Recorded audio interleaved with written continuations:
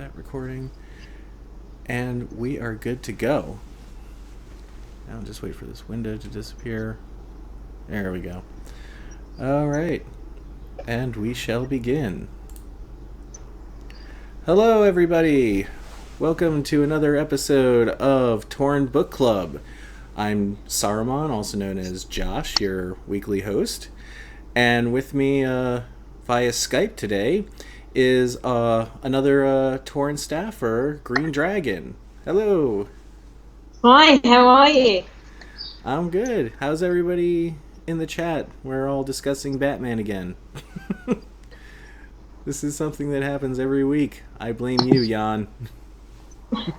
Hey, Josh, by the way, at the moment, all I'm seeing is a screen about the XSplit broadcaster. Oh, really? On my end, yeah. Okay. So I don't know if you guys can see, but... They're saying they can't hear me. Or can they hear me now? not if you don't say anything. Well, they must be able to hear me because I said your name and they're saying your name. Right, okay. Okay. Well, Technical difficulties. Yeah, I'm just seeing the screen. When you went to get it all up, get Justin TV up and running, it came up with the screen saying XSplit broadcaster. That's all I've got on my screen now. I can hear you, but I can't see you and I can't see the chat feed. Okay. You might need to open the chat feed up in another window on your browser. The one that's going crazy is the Ustream feed. Okay. So looks like everybody is wishing happy birthday to Temple. It is her birthday. Happy birthday, Temple. It's Torn Stratford Deege's birthday today as well, so it's obviously a good day for birthdays. It is. Happy birthday, Deej. I wished her happy birthday on Facebook, and now she's getting a happy birthday on the live show. Yay! Yay! So today we're doing... this is our first real episode of Classics Month, and we will be discussing Shakespeare, which yes, I've heard you are quite the expert of. If you put me in a room with real Shakespeare experts, then I would have to say no, but I can bluff my way through. I did... Shakespeare is my absolute passion, and my dissertation in my first postgraduate degree, my dissertation was on Shakespeare and why it should be taught in schools. And and I used to work for the Royal Shakespeare Company in London for some years, and Cool. So I'm passionate about Shakespeare, and I would say fairly knowledgeable, but... Well, that puts you way ahead of my knowledge. Wow, okay. Wow, my phone just went crazy. Huh. Okay. Oh. You can see me all right. Yes? Oh, yeah, I can see you. Oh, I just got all right, good. I just got a tweet from the One Ring saying that we're going live. All right. Yes, we are. I'm trying to see if I can watch you on my computer because I can't see you on my Skype, which is really annoying. Okay, well, I'm just sitting here, really. Yeah, I'm not it's doing, fine. I'm not doing anything interesting. It would be fun to be able to see the chat that people are doing. Yeah. So I'm going to see if I can connect to that without creating feedback or a warp in the space-time continuum or a rift. Yeah, we did get a question for you from I think Light of the King asked where you're from. I am from Great Britain. And where are you located currently? I'm currently located in Boston, in America. Hang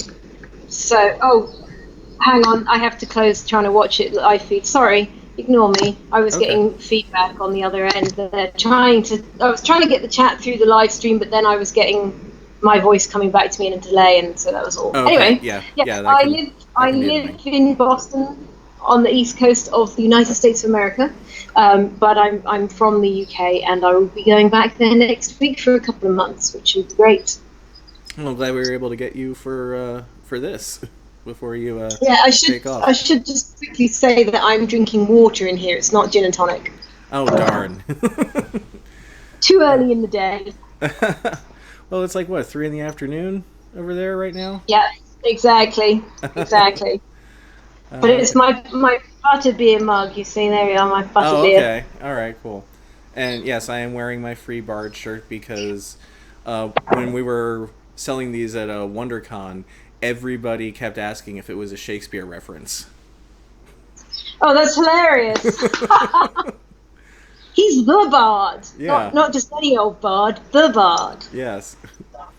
So, I Stole the One Ring is asking favorite Shakespeare quote. My favourite quotation, I don't really know. Probably the one that I use the most. I like to use them in everyday speech as much as liberally as possible. And probably the one that I use the most is King Lear, "Reason, not the need." Like anytime anyone says to me, "Do you really need that?" I'm like, "Oh, reason, not the need." um, so that comes out quite a lot. And I like from Macbeth, "Cream-faced loon." I enjoy that one. I call, like, in my family we call each other loons quite a lot, and I tend to use "cream-faced loon." Oh, okay. So those are good ones. But in terms of a favourite for kind of meaning and context, there's just too many to choose. So many speeches in Shakespeare that say so much and that can be such a source of comfort and inspiration. It would be very hard to pick Yeah. just one.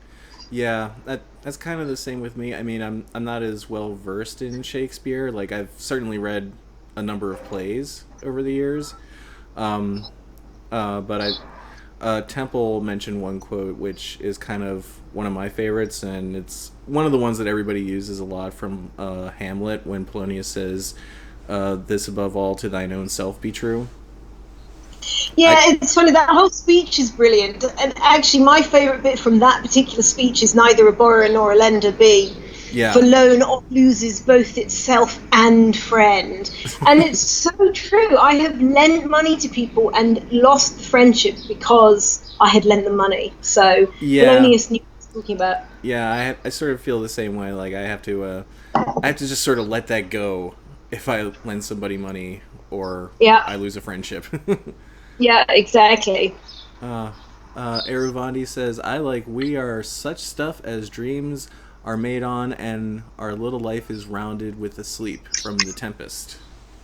Yeah, it's a good one. The Yeah. Tempest is interesting because it's often said, whether this is correct or not, but people feel that it's Shakespeare's most personal play, and Huh. that Prospero is a character where he's really sort of reflecting on himself and on his career as a writer. Now, of course, because we don't know what kind of a person Shakespeare was, we're always just trying to guess from his writing, and he may not have been like that at all. He may not, he may have been this incredibly profound writer, and then just in his day-to-day life, he liked to go down the pub and have a few pints, Yeah. But because he wrote The Tempest later in his life, because it was one of the few plays where um, he kind of created the plot, although he took the shipwreck idea from a story that had been in the news at the time, but the characters he created himself, and much of what Prospero says about the nature of magic is really about the nature of words and creating a fantasy world, and so that's why people feel that that's very sort of reflective of Okay. how Shakespeare felt about what he did, but in creating these worlds in the theatre.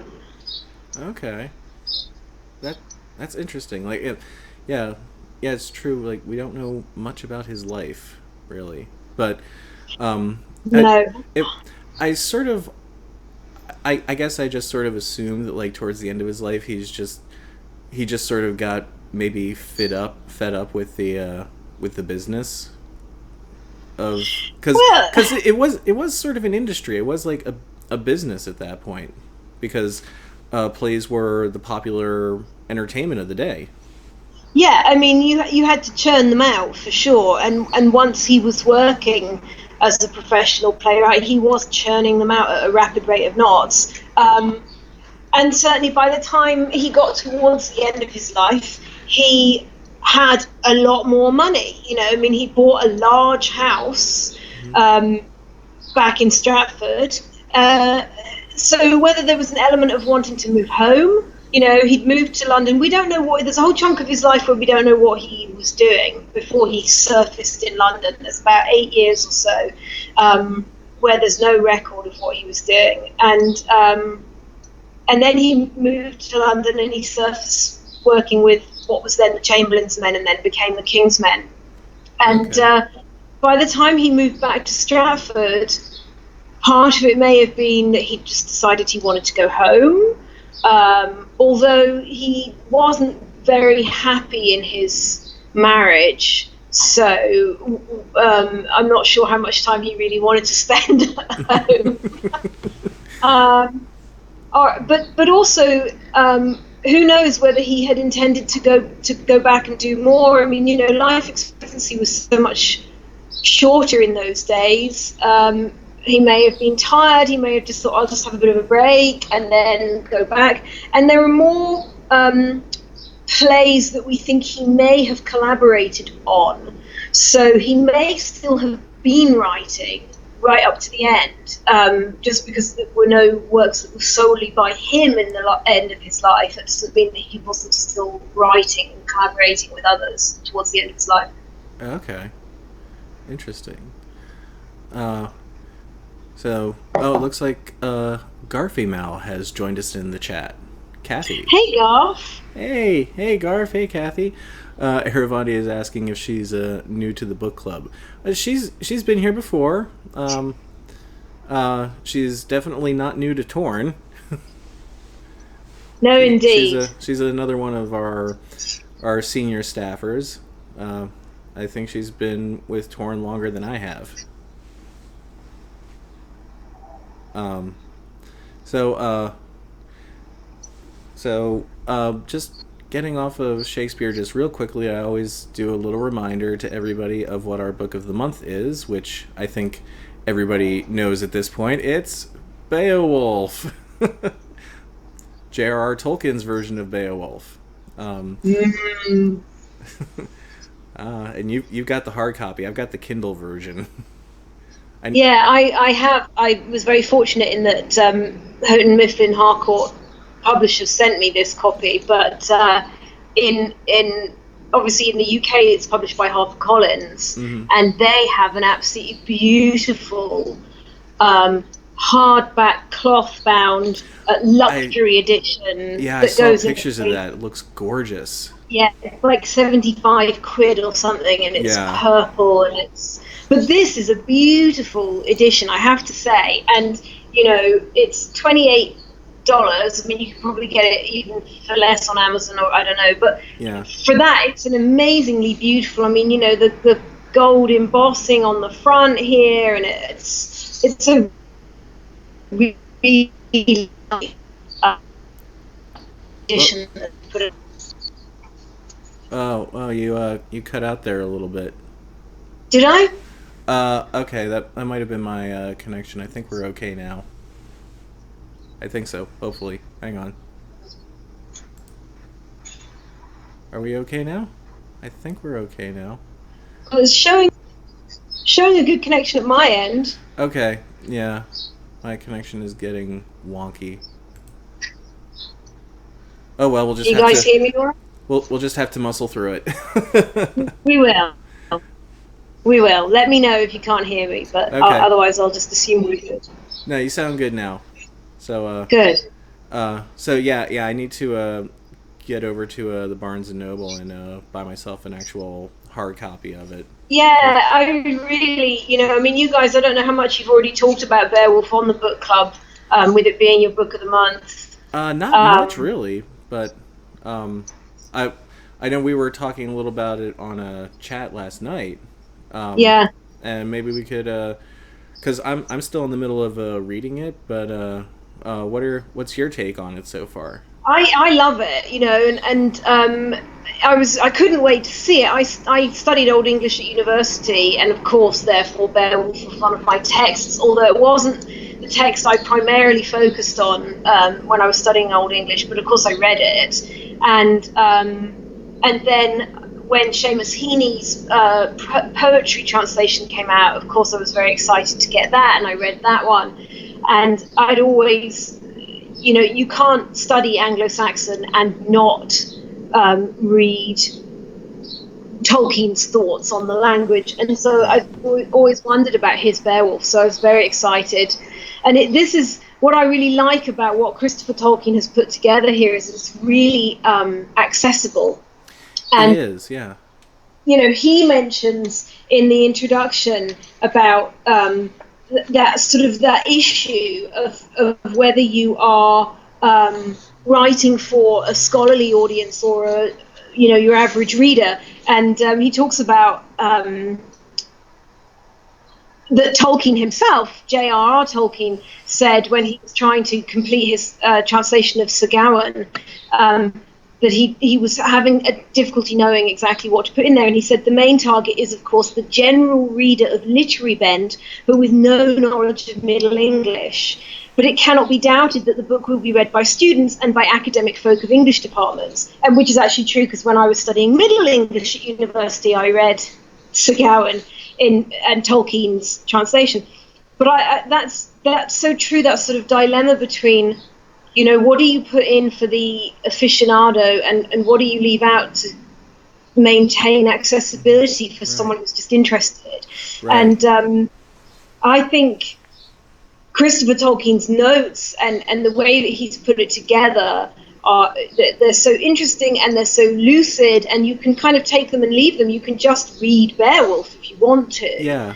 But if you want to delve a bit further into what Tolkien was thinking when he was working on this translation, it's in there as well. And the fact that you also the two lay of Beowulf, that Tolkien wrote these sort of ballads of the Beowulf story, and they're in there as well. And then there's his Selig Spell, which is an Old English poem that Tolkien wrote, so obviously not dating from the Old English period, but a poem that he wrote in Old English, which is also in here. And as far as I can tell, I haven't read it yet, but I believe that his idea was to write the story of Beowulf purely from an Old English or Anglo-Saxon point of view, so leaving out the specific Norse references, all the Danish and all of that, and sort of retell the story as an English tale. That's my understanding from how Christopher Tolkien describes it in the introduction, which is interesting because that sort of speaks of Tolkien's great desire to create an English myth.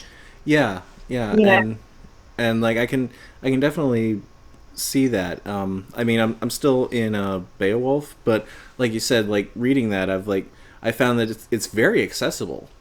Like it was very easy for me to sort of catch up with what was being said and understand what was going on. I mean, right now I'm just after Beowulf's first encounter with Grendel. So I really have no idea how deep into the whole story that is, because I actually have never read Beowulf before now.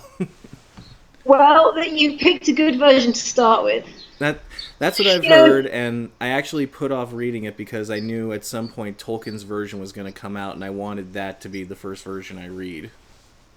So. Well, and we, as you and I were talking about on chat last night, the other thing that's really interesting about this translation of Tolkien's is that even though it's a prose translation, he obviously was very conscious of the shape and structure of Anglo-Saxon verse. Yeah. And if you've ever seen Beowulf in the Old English laid out on the page, each line is in like two halves. Okay. So you get a little clause and then a space and then another clause. And the sort of lines of poetry, it's always two halves, two kind of separate rhythmic chunks on each line.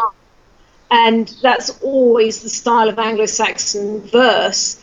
And I feel that even in his prose, Tolkien is aware of that, and the way that he shapes his language has an awareness of that rhythmic shape of the Old English, which means that sometimes the syntax is a little confusing, or sometimes a place where in modern English you might put a comma to clarify to which person the verb refers. It's not always entirely clear on an immediate reading, but I think, it's the sort of thing I'd love to read it aloud to someone, because I think it becomes much clearer when you read it aloud and you work out where the stress goes and, how the rhythm works. Absolutely. Because another thing that we were talking about was one of the things that I'm doing is sort of practicing my narrator voice.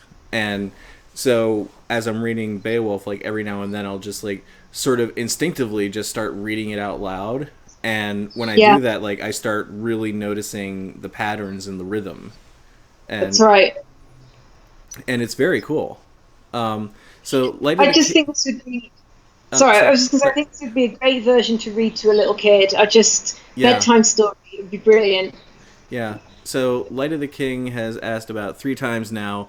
My family is in Claygate, Surrey. That's why I asked where in England you are from, and also wondering what your favorite sonnet is. Okay, well, hi to the family in Surrey. I was actually born in Surrey, but I didn't spend very much time there. We moved up to Scotland when I was very small, but I was born in Surrey. Favorite sonnet? That's tricky. I don't know. Again, different ones come to mind on different occasions. Of course, I love "Let Me Not to the Marriage of True Minds Admit Impediment." That's a great one. Especially if this be force. How does it go? If this be force and on me proved, I never writ nor no man ever loved. At the end of that, it's great. Okay. It's great. So yeah, well, let's go with that one. Okay, all right. You don't happen to know like the number of that one, do you? I think it's maybe 116. Okay. I wouldn't swear to that. Okay, Light of the King says yes, that is 116. She also mentioned that is her favorite. It's the best known one, actually. So in a way, it's a bit of a cop out to say it's my favorite, because it's the one that everyone knows. That's all right. It's great, that's one of the reasons everyone knows it. Yeah. Yeah, I don't know too many of the sonnets myself, and I've only read like maybe a handful of his plays. I have the complete works of Shakespeare, but they're in storage back in Philadelphia, so I haven't really had a chance to like go through it as much as I really wanted to. I have many different editions, including a facsimile of the first quarto, which was so exciting when I finally managed to get to those. Yeah, it's great. So, I guess everybody here in the chat has been talking about their favorite cinematic Shakespeare adaptations. So, I was curious, what are your thoughts on that, or which ones do you consider to be the most interesting? Tell me first what people have said in chat. I want to know what people have said of their faves. It's sort of like run the gamut. I've seen a lot of people talking about like some of the more looser adaptations, like Kurosawa's stuff, where he sort of brings it into it. Yeah, like any of those. Yeah. I've seen. I think it's called 1,000 Acres. Which I guess is supposed to be an adaptation of King Lear. The Kurosawa? I think it's Kurosawa. Although, like, I sort of feel like Kurosawa. I'm maybe I'm misremembering, but I thought Kurosawa's adaptation of King Lear was Ron. Yeah, that's right. Yeah, that's right. You are correct. Okay, but I mean, I love Kurosawa stuff. Yeah, I know sort all about Japanese cinema, so. Well, that's why we have Garfy Mal. That's kind of her bread and butter. Yeah, I mean, my favorite adaptation, gosh, I mean, I love Branagh's Henry V. I love Vivier's Henry V, but for me, Branagh's is a little more immediately accessible and visceral, you know. So I love his Henry V. On the other hand, I hated his Much Ado. And I'm a huge Branagh fan, so I hate saying that, but I just hated. I mean, Keanu Reeves, come on! It was a really bad casting choice. Oh, it was just bizarre, and Michael Keaton as Dogberry, and I mean, it was just weird. So What have you seen? Joss Whedon's adaptation of Much I Ado? I haven't yet, and I really want to see it. I haven't had. I really liked that one. Like it was. Yeah, I really wanted to see it, and it was in a cinema here in Boston for about a day. I mean, it just didn't get any release, so I really, now that it's out on, I think it's out on DVD now, I need to track it down because I'd like to see it. It might even be on Netflix at this point. Yeah, Maybe. It may be. Maybe. You know, McKellen's Richard III, the sort of famous Nazi setting, it's really, really great. That really is a fabulous version. Yeah. Somebody mentioned something. What was it? Patrick Stewart's version of Macbeth, which I think was actually done by the Royal Shakespeare Company. It wasn't an RSC production. Okay. It was, I believe, it was at Cheltenham Festival first. Okay. And then it transferred, and then it was at in London somewhere. I can't remember. I saw it in London, and then it was at BAM in New York, in Brooklyn, for a while. Okay. But I think, maybe Chichester Festival was the first place where it was done to begin with. I think Chichester, but that was superb, and I believe that's available, a filmed version of that now. I believe. Is, yeah, I have it, yeah.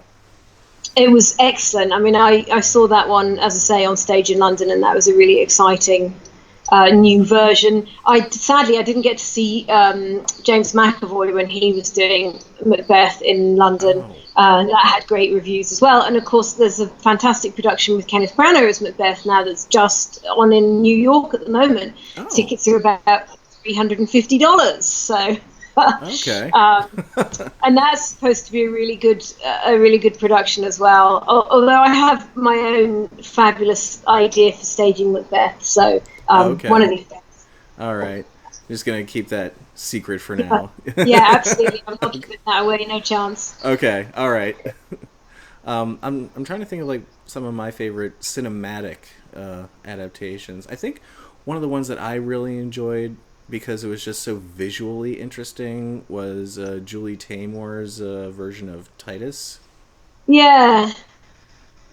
Yeah, and I mean, Titus is, in a way, it's easier to make a film out of something like that because people don't really know it. Yeah. And so there's less, if you're Julie Taymor and you want to do something wild and wacky, if you do it with a show that everybody knows, then people are just waiting for it to fail. But Titus, people don't know that much. Right.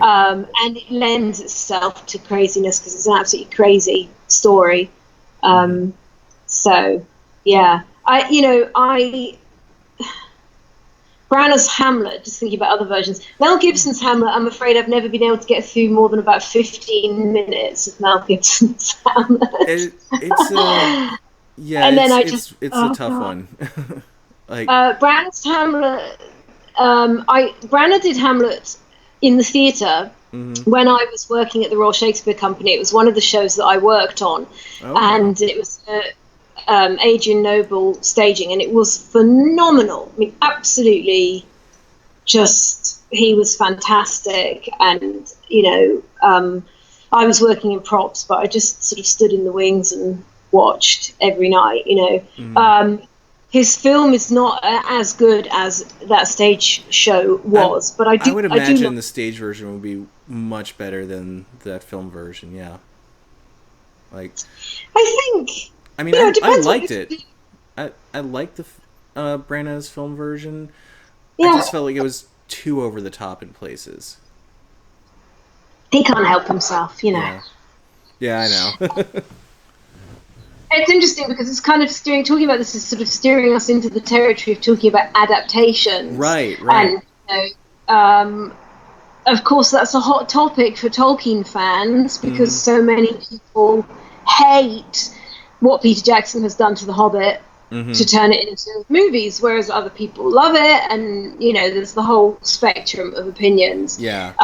But, he's in doing that, Peter Jackson is not doing anything new because, people have been taking different stories and different media and interpreting them in a new medium all the time, and obviously when you turn Shakespeare into a film, if you're using the script, it's a little different because you're using the script, so you've got a script there.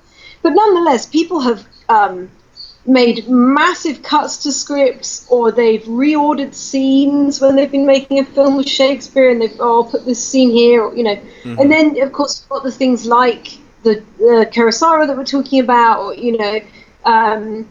or what was that film? I can't think of it now, but it was based on Taming of the Shrew. 10 Things I Hate About You. Yeah. When you do something like that, you're just taking a story that inspires you and sort of making something completely new out of it. Yeah. And of course, Shakespeare himself was doing that in almost all of his plays, that he was taking a plot that was already known, whether it was from Holinshed's Chronicles of England, or whether it was from Chaucer or from Italian sources, or and changing it and adding to it, and to make a point that he felt was important or valid or interesting or just dramatic, Yeah. But it's quite interesting if you think about, for example, King Lear. Lear was a story that was very well known, and in fact there was another play called King Lear being performed in London at the time when Shakespeare was writing his, and that was not uncommon for there to be a couple of different versions of the same story being played. And but is that sort of where like the whole idea of like this whole conspiracy theory that people have of Shakespeare was actually a fraud and plagiarized everything he wrote from other people? Is that sort of where that came from? I think that's more to do with a couple of things. People have a hard time believing that anyone could have put out as much as he did. Right. And he just seems to have been a real genius. I mean, intellectually a genius. And a lot of people have argued that no commoner would have had the education that he had to be able to write in French and to write, Greek and Latin. But others have argued that if you had a good grammar school education, which he did at the Stratford Grammar School, then he would have had that knowledge, the Latin and the Greek. I don't know about French. French does seem a bit more courtly, but he might have learned that in London if he was a really smart guy. Yeah. So for a lot of people, it's more that they feel that it must have been someone in the nobility to have had that level of knowledge and skill and education. And yeah. I mean, I sort of feel like if you're determined to make a career out of something, then you will go out of your way to teach yourself those skills, even if it is against like the societal norms or something like that.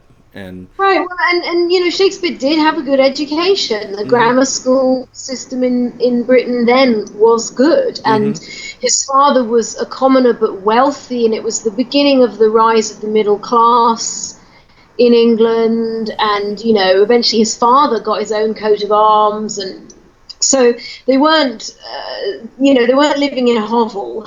They were a family with Shakespeare's birthplace is a nice sized house, and his father was a merchant, and so I think he did. But there are a lot of people who really do think that it was somebody else or a team of people. And like, for example, the actor Derek Jacobi is someone who absolutely believes that the man that we believe Shakespeare to be is not Shakespeare. Really? Yeah.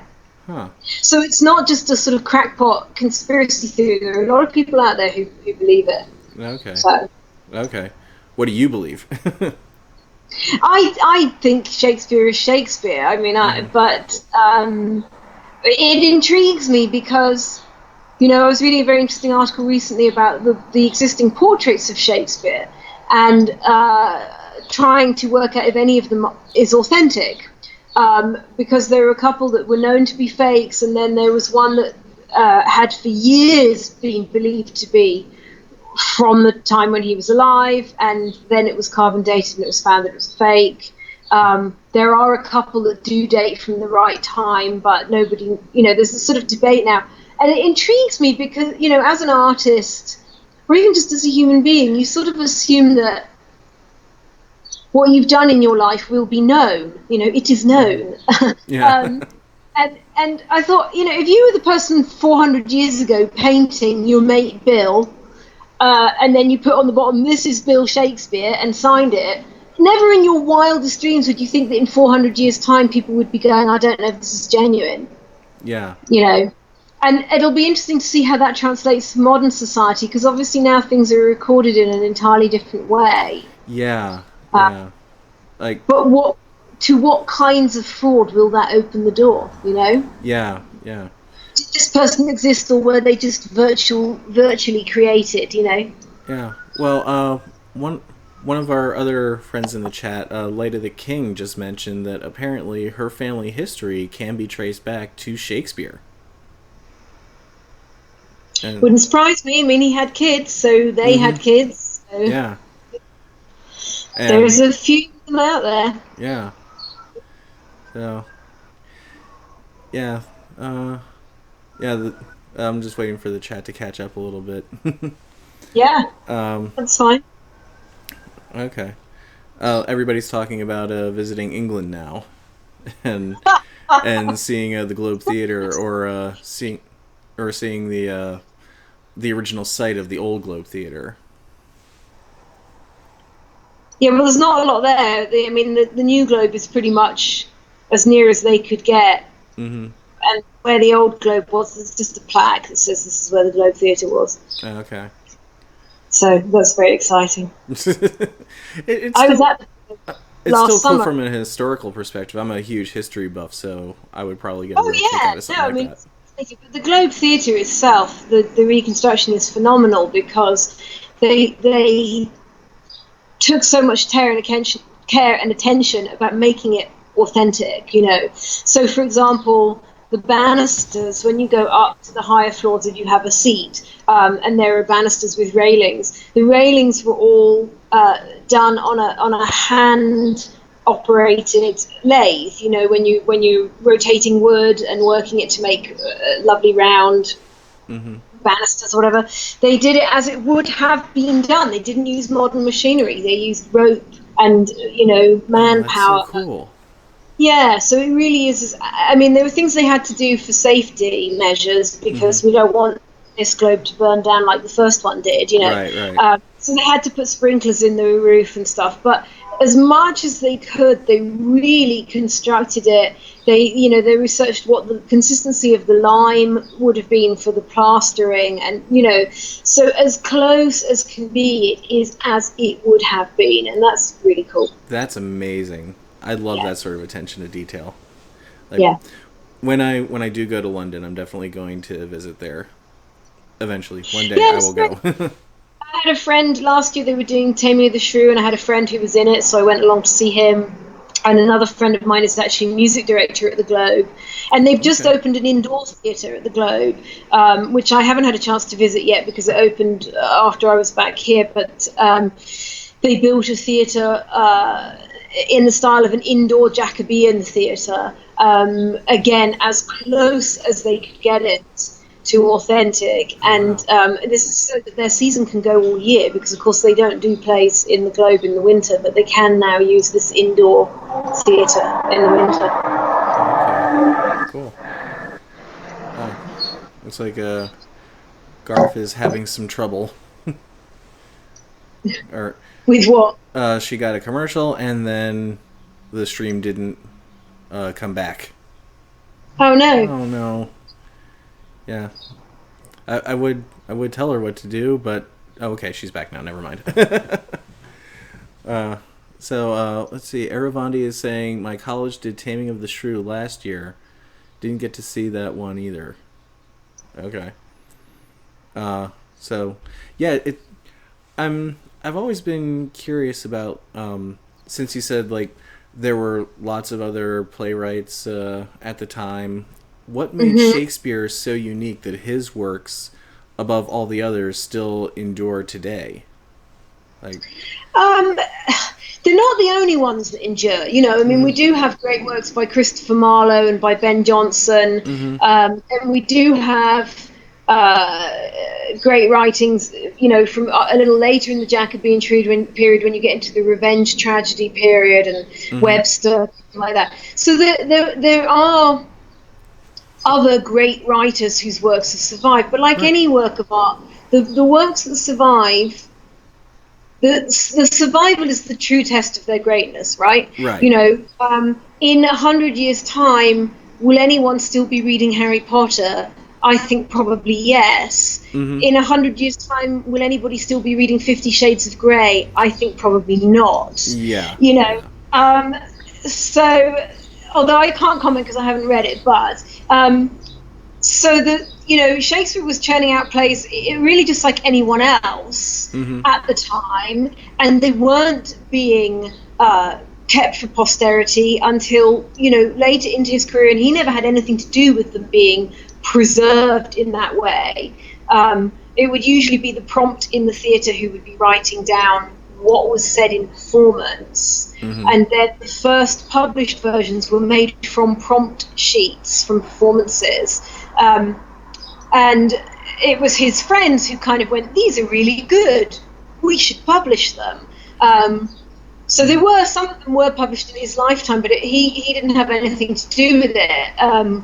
So he wasn't really thinking about leaving something published for posterity. But, I think the reason that, like, Jonson and Marlowe as well, they are just great writers. That's why their work survives. And when you compare Shakespeare with, say, Marlowe, Marlowe is fabulous, and I love Marlowe's plays, but Shakespeare is in a league beyond that. If you compare something like, say, Merchant of Venice with Marlowe's The Jew of Malta, and at the time, of course, anti-Semitism was rife in England, and Jews were very much looked down upon and scorned and mocked, and Marlowe wrote a play that was a product of the time and really scorns and mocks. I mean, it would be a very hard play to stage now because it's offensive.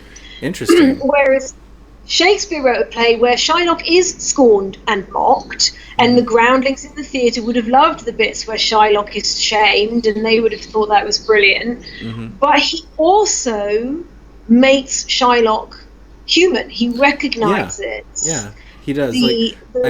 I mean, he's got that wonderful speech, hath not a Jew eyes, ears, passions, all that. Yeah. If you prick us, do we not bleed? Yeah.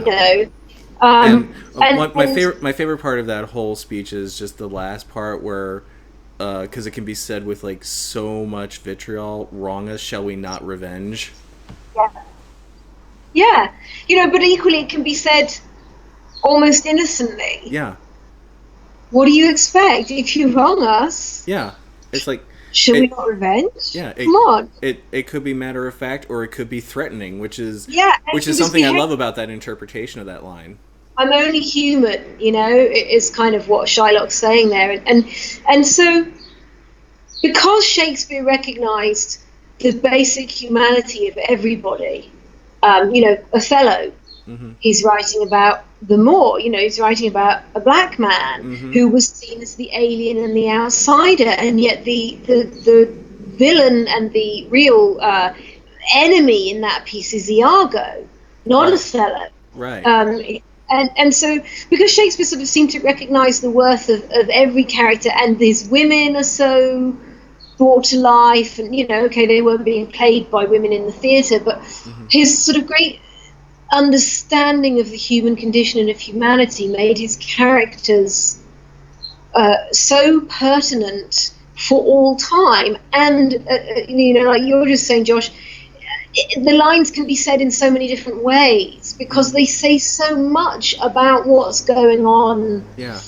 What's really going on under the surface. And I think that's why people keep coming back. I mean, we're talking about Macbeth, Patrick Stewart's Macbeth, James McAvoy's just done it, Ethan Hawke was just doing it in New York, Branagh's doing it at the moment.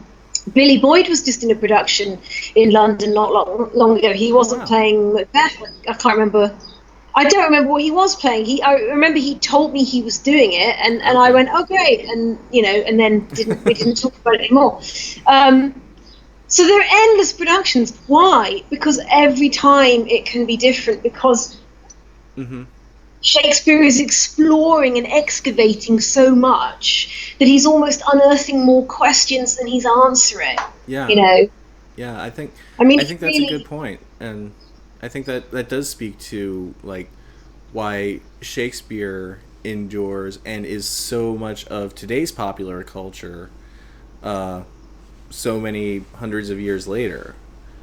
Well, and I think also for me the main thing about Shakespeare, the quotation that always comes to mind in my love of literature and theatre is Tolkien's friend C.S. Lewis. He said, "We read to know that we are not alone." And I think, that's so true, that's what the arts are about. They're about us reflecting on, being a human being is kind of hard. As far as as far as we know, we're the only animal that is aware of our own mortality. And we wake up every day knowing that we and everyone we love will die. Knowing that bad things happen, we ponder life and what it means to be alive in a way that, again, as far as I'm aware, no other animal does. Right. And because we think in that way and we ponder what it means to be alive, and we're very existential as creatures, then a book or a play that sheds light on that for you and that makes you go, someone else has felt this before and has lived to tell the tale, or someone else has dealt with this, or I'm not the only one who's ever felt this way, it's okay. I mean, at the very basic level, it's the sort of everybody poops type books for little kids. Yeah. But Shakespeare, it's a huge comfort because you read it and you just go, yes, that's how it feels to hate your parents, or that's how it feels to be hopelessly in love, or whatever it may be. Yeah, and Garth just mentioned that like it's easy to get young people into Shakespeare when you give them Romeo and Juliet because it's about teenagers. Right. Although I think people often sort of forget that. Yeah. I think the impetuosity of that particular story is the key thing in that play, that everything goes too fast. It really is. Like, I mean, it definitely is, like, it's about just hot-headed young love and how disastrous it can be if you don't, like, put on the brakes a little bit. Like, right, even really near the beginning when they're going to the party, and I think it's Mercutio says we should come too late, and Romeo says I fear too soon. And I mean, it's just everything is breakneck speed because they're teenagers, right? And didn't Romeo like just go through a breakup before he met Juliet? Am I remembering? He hadn't even broken up. He's in love with Rosaline, and but she's not interested in him. So he's going through unrequited love, and then he sees Juliet and goes, "Oh, I like her more." Yeah, so. Yeah, and it's like that whole like, oh, I'm in love with her, oh, now I'm in love with her, sort of like impetuous young love. Friar Lawrence sums it up. He says, wisely and slow they stumble that run fast. And that's what the whole play is about, really. Yeah. Everybody's just too late, Yeah. But you're right, I think that is the message that kind of gets missed with Romeo and Juliet in particular. Cause in a lot of modern productions, they seem to forget that aspect of it. Like they tend to focus on like the like just the glory of young love and how wonderful and pure and unrestrained it is, and I'm like, yeah, and look what happens because of that. Right, and if they'd lived, they'd probably have ended up hating each other in about another month. Oh yeah, yeah, absolutely. Like, You know, but then that is often the tragedy in because again, part of the human condition is that we learn through our mistakes, and we spend our whole lives learning. And often in great literature, theatre, opera, the tragedy of the main character is often that they learn too late to do anything about it. right. So they suddenly realise, oh God, I've screwed up, but it's too late because they're already on a downward spiral towards their own doom, you know. That actually and we all hope. No, go ahead. No, I was going to say, we all hope that we get to learn instead of spiraling towards doom. Yeah, like, I mean, that whole discussion sort of reminds me of The Graduate, which is sort of Right. in all that too, because like you have Dustin Hoffman like spending the movie like trying to win the heart of the girl whose name I cannot remember, and then he finally, like, in the big show, steals her from her wedding, and they run off together, and then the last scene is them on a bus, and it just lingers on them just a little bit longer, so that you sort of see them, like, sort of get their facial expressions changed, and you start to see them realizing, oh God, what have we done? And that's how it ends. Right, what is her name? He yells at her wedding. I know. You should know what her name is, because he stands at the back going, Run! I know, and I can't remember to save the life of me. Somebody in the chat, please tell me her name. Mrs. Robinson Jr. Yeah, it's Mrs. Robinson's daughter. That's all I remember. Right. Oh well, but I mean, the point has been made.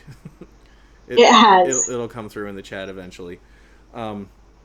So what else was there to say about Shakespeare? I mean, there's so much to say about Shakespeare, really, but I want to go back to, not to labour a point, but I just want to go back to what I was saying earlier a little bit about King Lear. Yeah. And that there were different versions of the play. You know, it's an old story of ancient British history, and by British I don't mean what we now recognise as Great Britain, but the folk that were known as the Britons before the Anglo-Saxon invaders came in. It's a tale from that time. Mm-hmm. And the thing that Shakespeare does, which is unique in his telling, is he adds the secondary plot of Gloucester and his two sons, Edgar and Edmund. Mm-hmm. And sort of two interesting things about that. One is that by having that plot in there, he can shed so much more light in what's going on with Lear and his daughters, and on relationships between parents and children, because after all, that's really what it's about. It's about old age and, mm-hmm. The next generation taking over and exploring that idea. And he's able to explore it in a much sort of deeper and more profound way by having another version of that story, but where in fact one of the sons has not betrayed his father at all. So actually in both cases the fathers are seeing a betrayal that really isn't there, and not seeing the betrayal that actually is there, Right. Yeah. And so through that plot, some of my favourite bits of Lear, talking of favourite quotations, one of my favourite lines at the end of Lear, Edmund, who's such a villain, mm-hmm. and he's the one who says, the wheel has come full circle, I am here. And he says, yet Edmund was beloved. And you just, in that little line, you think, he did the whole thing because he thought nobody liked him. He was so bitter about feeling that he was unloved because he was the bastard child. Right. That it turned into this absolute villain. And you hate him, but then in that last moment when he says, yet Edmund was beloved, you think, I kind of feel for him now that he did all these awful things, but I see that it was from his own, anguish and insecurity. Yeah. So, I guess in a way, one of the sort of interesting points perhaps to say to that is that there is somebody taking a story, and indeed a a performance that was already going on in London and adding completely new characters to it because they felt that it would enrich what the story was saying. And, so Peter Jackson's not doing anything new in his movies by believing that he can say something new and different about the story by adding new characters. I'm not saying whether he's successful or not. I'm just saying that I think it's legit to do it. Yeah, I mean, I don't have like, wow, there are some sirens going on over there. Yeah, I'm sorry, it's outside my apartment. That's They're okay. Passing by there. I'm not on fire. Okay, good. Yeah, like I mean, I never had a problem with the additions in The Hobbit. I thought they helped to add like an interesting depth and perspective to the story, and when you do that, of course, like you then open yourself up to, I didn't like this interpretation, or I did like this interpretation. Right. And that's sort of like that's the dice you roll when you do something like that. And I mean, for me, I liked it. Right. I like Tauriel. I don't care what anybody says. Well, it's your job as a director. I mean, that's what in real life, my work is primarily as a stage director. And it's your job to say something new about a piece when you bring it to the stage or bring it to the screen. Because if you're not saying anything new about it, you're not adding anything, so why bother? Right. We've seen Macbeth. We don't need to see it again. All that's valid to us is what you see in there, and therefore what you show us. You're saying as an artist, when I read this, it says this to me, and I would like to show you what it says to me. And that's what Peter Jackson's doing, and that's people who don't like it, it's valid for them not to like what he's done, but it is totally valid. Indeed, it is his job to make his film his interpretation. Yeah, absolutely. And some people are going to like it, and some people aren't, and that's totally their right. Right. But yeah, I mean, I talked about that a lot when Desolation of Smaug came out, because holy God, was that movie polarizing. Yeah, oh yeah, and I mean, there's a lot in that film that I don't like. Overall, I like the film, but there are a lot of things where I'm just like, there definitely are like bits in that movie that I wish, oh God, I kind of wish that wasn't there, or I wish they'd done that a little differently. But I mean, so be it. Well, and I'll go and see 20 different versions of King Lear. Of Shakespeare's King Lear, and in some productions I'll go, wow, I loved that. In other productions I'll say, oh, I hated that. In other productions I'll like some things and not like others, and it's all enriching. It's all part of the tapestry of art, and it enriches us, and if somebody can make a piece of jewelry that's inspired by words on a page, and somebody can make a film that's inspired by words on a page, they're all valid reinterpretations. Yeah. Now everybody's talking about Tauriel, of course, because I mentioned her. And Aravandi is saying, I'm thinking the ending to Tauriel's story might surprise us. That's my phone. I'll get that later.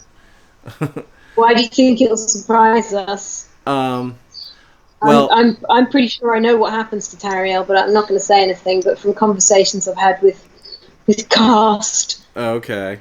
Well, I mean, I know the conventional thinking is that she's going to die. I think I'm hoping that they take a different direction, but we'll find out in December. I'm saying nothing. Yep, I know.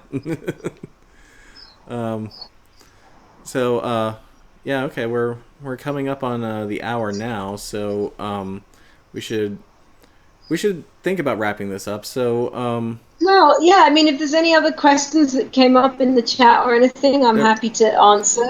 There were a lot, and there was a lot of conversation. It was hard for me to sort of keep up with it all, and I do apologize for that, everybody. I know usually I'm much more on top of the chat, Um, It's because I talk too much. You see, this is the problem. I No, just no, don't no, shut no, up. no, no. Let's see. Jan is asking you. You have made some amazing interviews on Torn. I've really enjoyed them. Thank you. And Garf is saying the Tolkien purists seem incensed at the idea of changing Tolkien, and yet fans of Shakespeare accept and look forward to new ways to tell Shakespeare. Yeah, well, he's been around for a lot longer. And this is true. So, you know, and maybe and I also who think like knows? I think that there's also like you said, like you can see 20 different versions of King Lear, because there are all these different stage productions going on. But when it comes to something like The Hobbit, we know that this is probably the only live action movie version of The Hobbit that we're going to see. At Yeah, least for the next 30 probably. years or so. Yeah. So I guess from that perspective, it sort of feels like there's a lot more riding on this type of adaptation, because like Well, you you only get know, this one shot at it.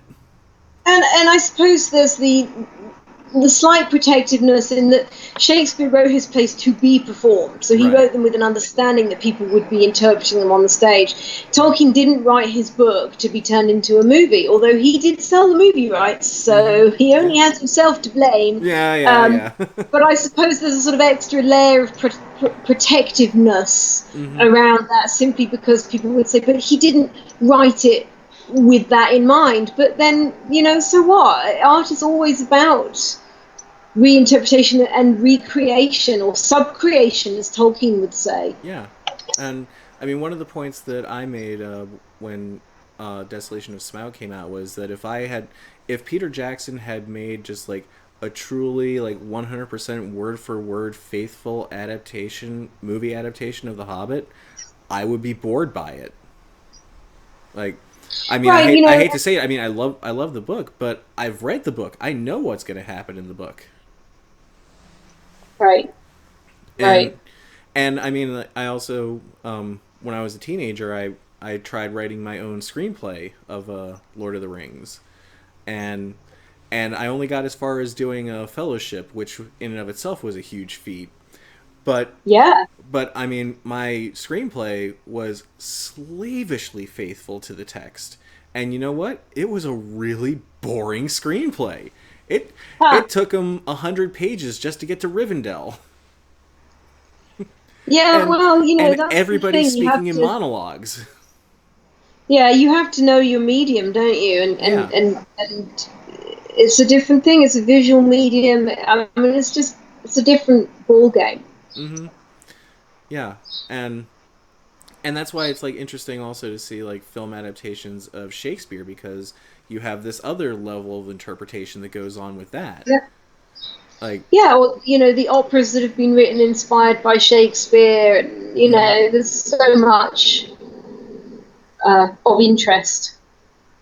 and Eravandi is saying Tolkien said he knew that others would come along and expand on his writing. So that's And interesting. indeed, you have to assume that on some level he wanted that, even though he might have a protectiveness about it. Because if his desire was to create a kind of English myth, he knows that the very nature of mythology is that it's taken by others, it's handed on, it's expanded, it's riffed upon, etc., etc. So you would assume, if his goal was to create that kind of work, that in some way, on some level, he would have wanted it. In some way, surely he would have been pleased for it to become this kind of rich tapestry onto which others can add their own embroidery, because that's what mythology is all about. Right, exactly. And I mean, you can debate like to the ends of the earth whether or not Tolkien would have liked what Peter Jackson did with The Hobbit, but you're never going to know the answer to that. And it's not really relevant in a No, way. exactly. Would he have liked what he'd done? Possibly not. Would he have liked the fact that it had been done? Well, he might have said not, but again, he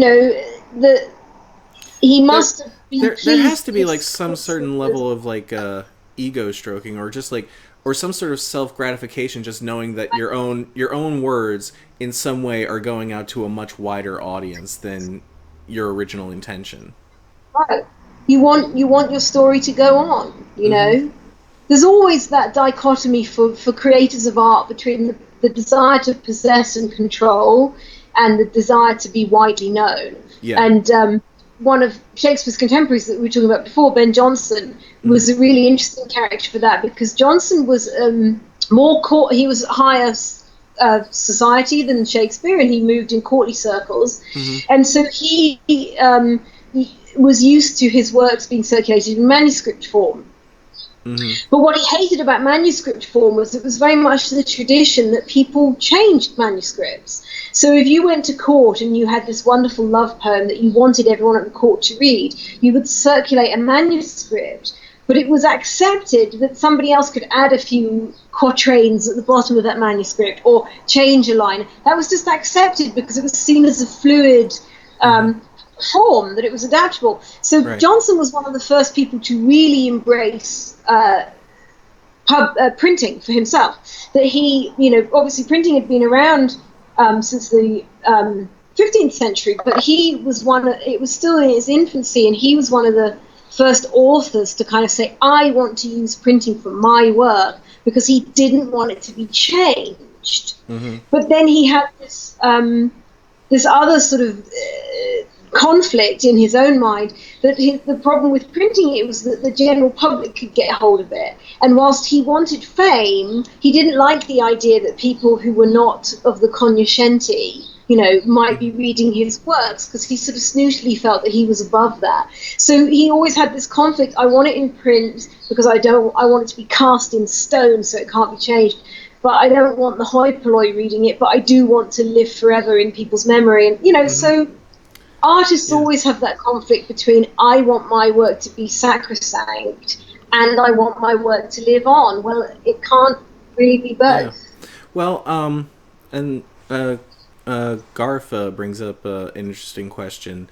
What do you think Shakespeare would think of his works being so popular today? I'm sure he would absolutely love it. I think Yeah. primarily he'd probably enjoy the money that he would get from it if he was still alive. Can you imagine if Shakespeare was still copyright? Oh my God. Somebody would be making a fortune off of that. Yeah, ka-ching! I think he'd love it. But I mean, Shakespeare was primarily a performer. Obviously he's a great writer, but he started out performing as well. And I think he was a man of the theatre. He loved theatre. He writes in a way that he understands exactly what actors need. Mm-hmm. Even from the sort of practical time to get on and off stage, numbers of people, props. He's very practical. But also in terms of if you do what's on the page, Shakespeare with his language creates the mood, the emotion, the environment for you. So he was obviously a man who was passionate about the craft of theatre, and so I think he would be thrilled that he was still a living, vibrant part of theatre. Yeah, I agree. And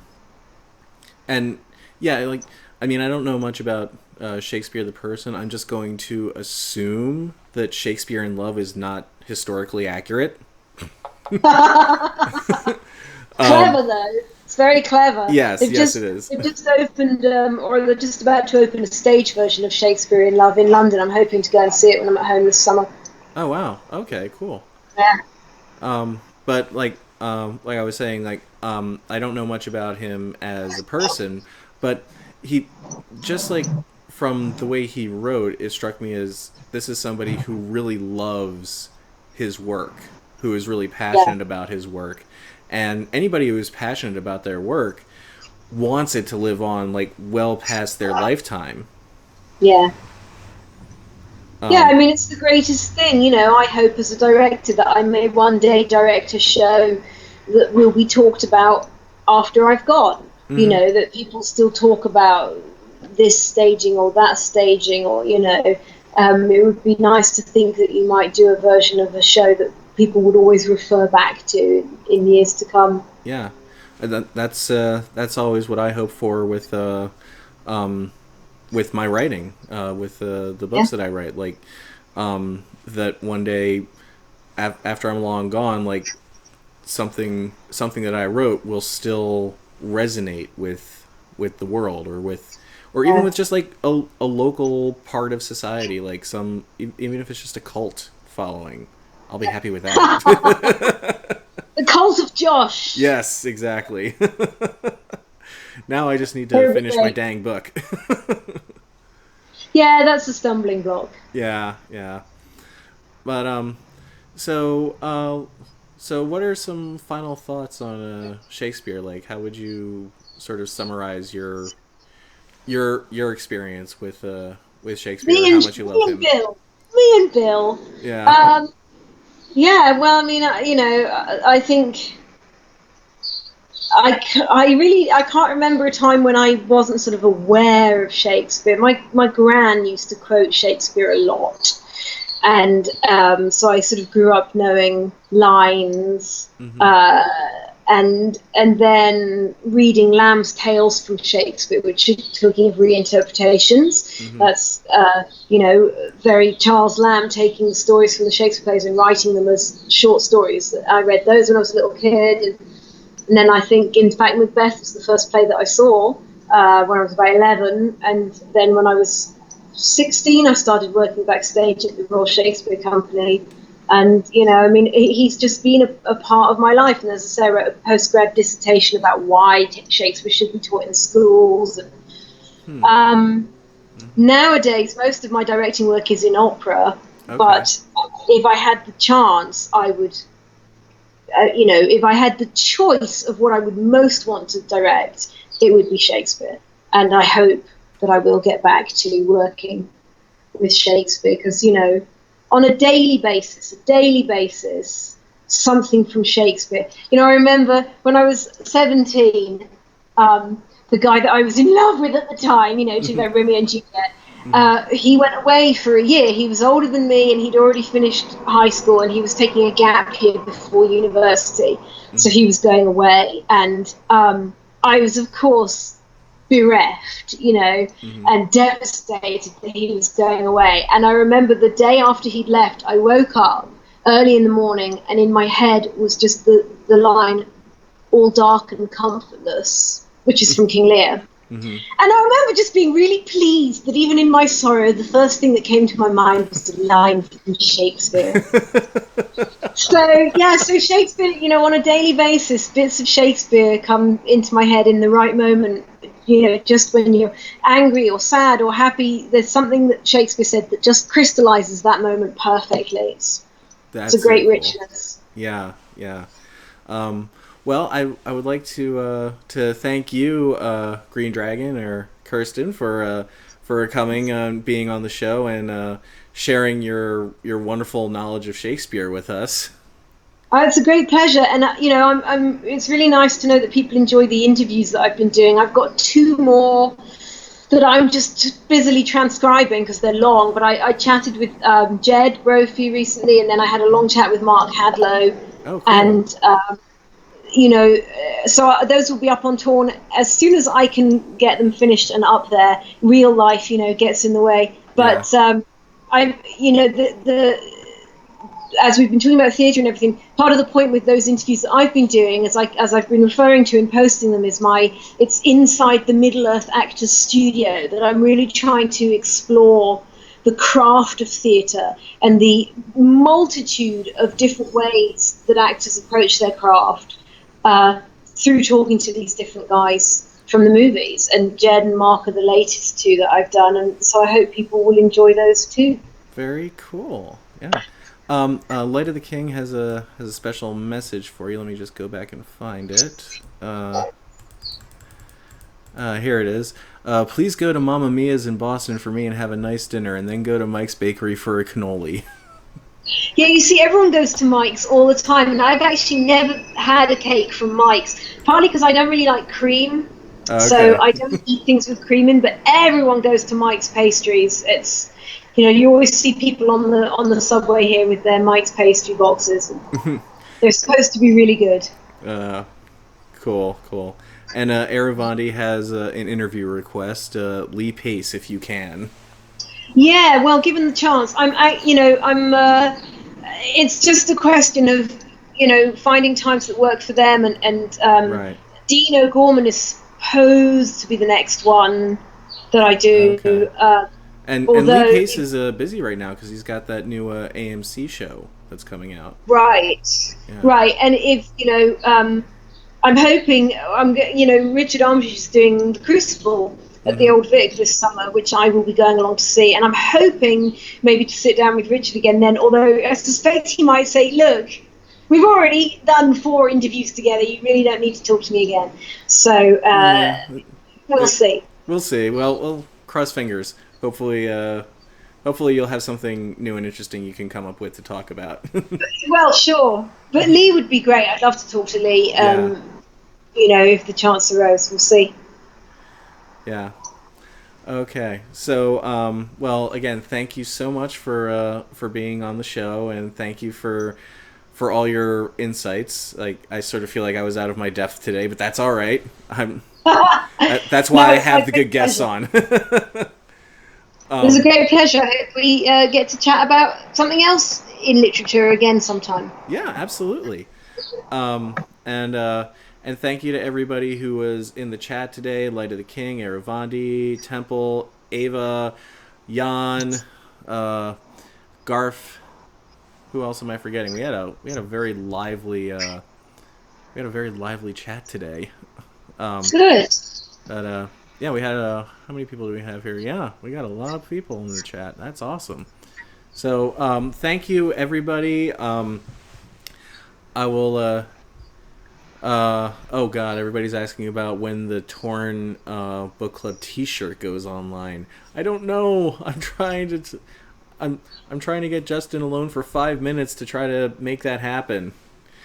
The online store isn't really happening at the moment. That's the thing. Yeah. So you know, yeah, It they're just torn online shop, not open for business just now.